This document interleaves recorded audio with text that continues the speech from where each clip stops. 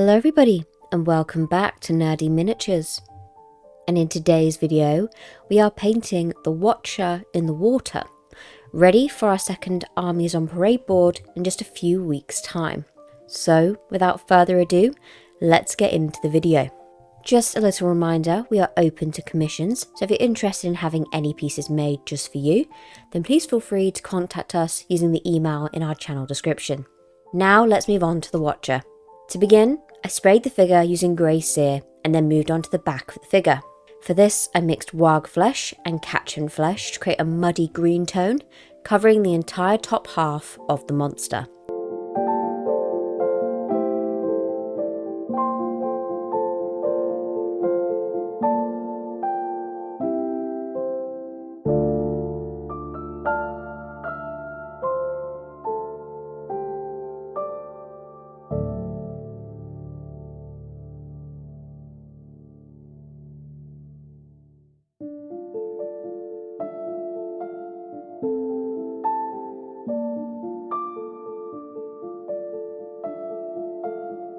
Next I moved on to the dry brushing, so using Strachan green I mixed it with the two previous colours and dry brushed the slightly lighter green over the entire back of the figure.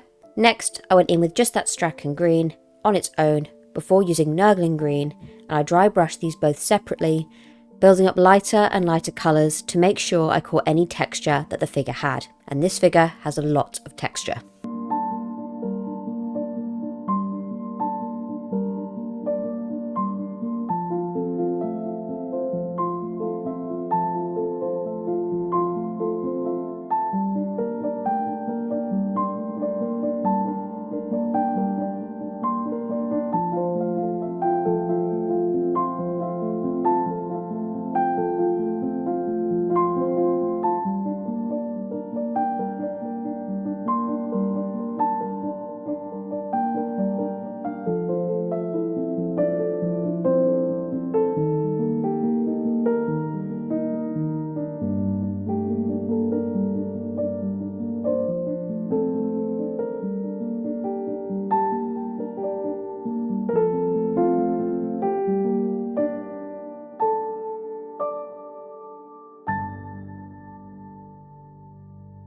Now moving on to the bottom of the figure.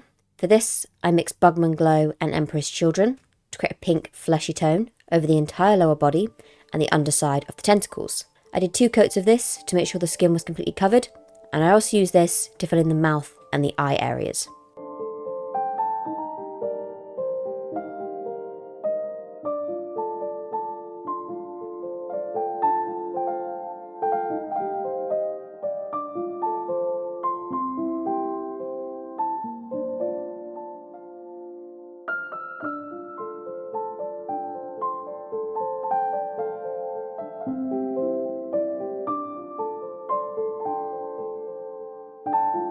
Next, it was time to shade the figure. So using Reikland Flesh Shade, I covered all the flesh tone areas and left it to fully dry.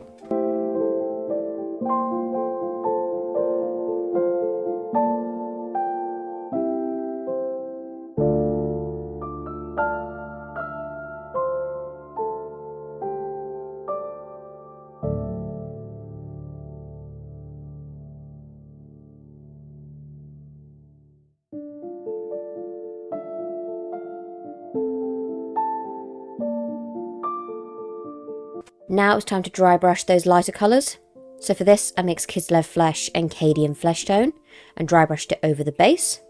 Next, mixing those same shades, added some light grey to the flesh tone colours and brushed it across the base of the figure, focusing mostly on the suckers on the tentacles of the figure to make sure they stood out.